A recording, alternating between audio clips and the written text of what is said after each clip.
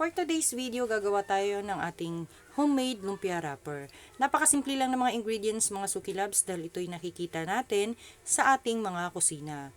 Kaya kapag meron kayo nito, makakagawa kayo ng inyong sariling lumpia wrapper. So ayan, makikita nyo naman bawat caption kung anong mga kailangan natin.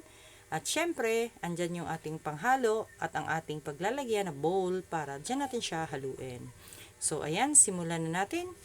So, kailangan salain natin yung ating mga dry ingredients. Yung ating all-purpose flour together with our cornstarch. Ayan, dumikit yung ating cornstarch dahil medyo basa yung ating mangkok. So, next is, isasama na natin yung ating sugar at ang ating salt dyan.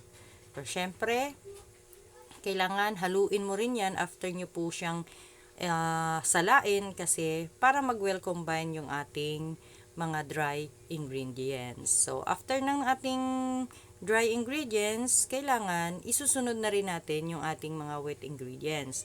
So, hindi ko pala naisama dito yung ating tubig kanina dahil nakalimutan ko. So, dito na lang po natin siya isasama. So, nandyan yung ating 2 eggs, ang ating oil, and of course, ang isa't kalahating tubig. So, haluin mo lang siya ng haluin hanggang sa wala na po kayong makikitang namumuo-muong mixture. Then, last one is salain ulit natin para sa ating finished butter mixture para, ayan nakikita nyo po, magiging smooth yung ating kalalabasan nito kapag nakasala siya. Dahil yan, ang dami niyang buo-buo pa.